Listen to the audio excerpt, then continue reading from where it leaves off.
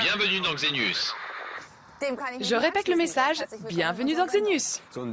Les smartphones comme celui-ci montrent bien à quelle vitesse ces technologies relativement récentes peuvent s'imposer comme des accessoires indispensables pour beaucoup d'entre nous.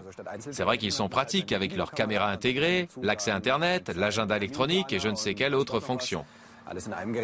Mais tout cela n'est qu'un début. Les ingénieurs du iHome Lab à Lucerne travaillent déjà sur des systèmes beaucoup plus sophistiqués.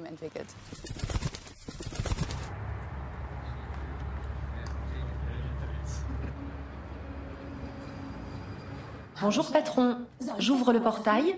Oui, s'il te plaît, Lisa. Lisa, l'assistante domestique virtuelle, pilotera la maison intelligente du futur.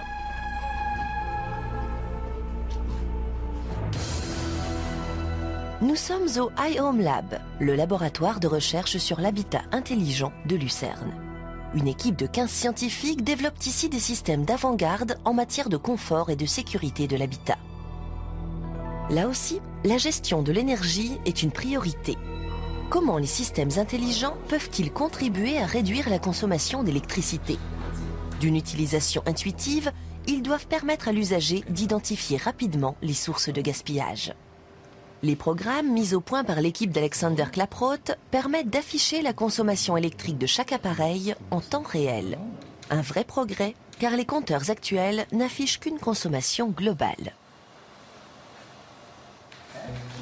Sur l'écran de contrôle, l'assistante virtuelle affiche la consommation et le bilan énergétique des appareils électriques, ici une lampe à incandescence de 60 watts. Lisa peut proposer des solutions pour économiser de l'énergie.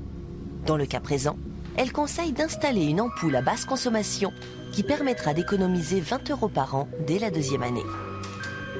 Autre exemple, ce chauffage soufflant électrique réglé à pleine puissance.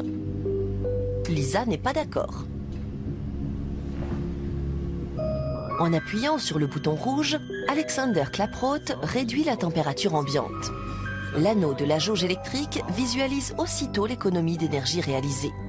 En déconnectant les appareils restés en veille, l'économie est encore plus substantielle. Lisa est maintenant le seul appareil électrique encore branché. Tu as bien fait de ne pas me déconnecter. Je veille en effet à ce qu'aucun appareil électrique ne reste branché inutilement. Ces systèmes doivent être faciles à utiliser, économiques, fiables, et l'usager ne doit pas les ressentir comme une tutelle. Ils doivent au contraire rester un soutien, une aide au quotidien. Un peu plus loin, les informaticiens travaillent sur les programmes de contrôle des appareils électroménagers de nouvelle génération. Leur priorité, créer des interfaces domotiques simples et intuitives. L'équipe est volontairement pluridisciplinaire, car pour les chercheurs, l'ergonomie des nouveaux systèmes prime sur les aspects purement techniques. Toutes ces innovations sont ensuite testées. À l'avenir, le tarif de l'énergie électrique pourrait varier en cours de journée en fonction de la demande. Les chercheurs ont donc mis au point des solutions pour exploiter au mieux les créneaux les moins chers. Exemple, pendant l'émission de télévision, le lave-linge signale que le cycle de lavage est terminé.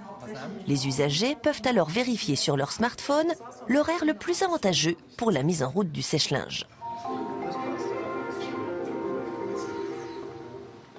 L'idée de départ est simple. Tous les appareils électroménagers sont mis en réseau et peuvent être gérés à l'aide d'une seule télécommande. Mais un tel système s'avère plus compliqué que prévu, car les appareils provenant de différents fabricants sont rarement compatibles. Un casse-tête pour les concepteurs de Lucerne.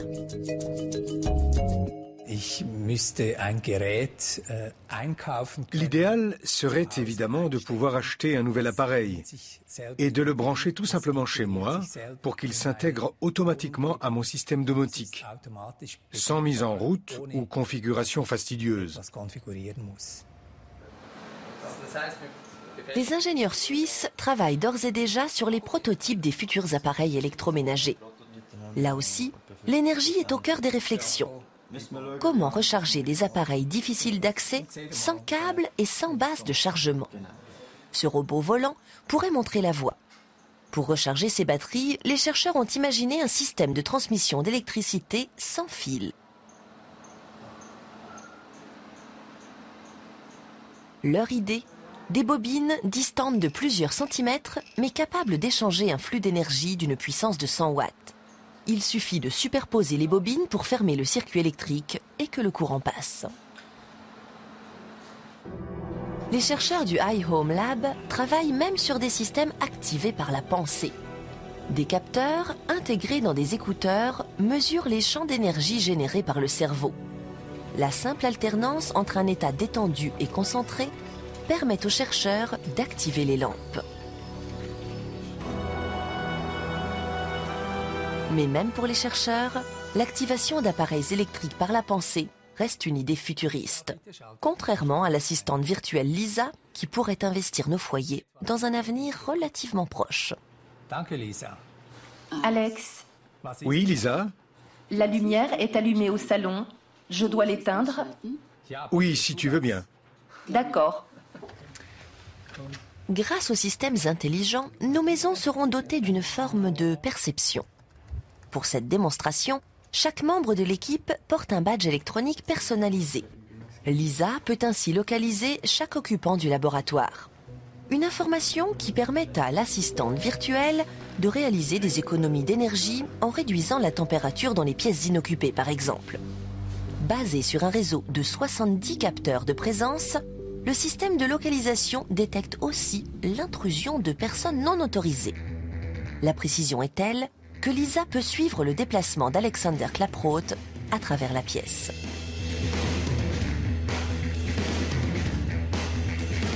Ces chercheurs estiment que d'ici 5 à 10 ans, certains de ces systèmes auront trouvé leur place dans notre vie quotidienne.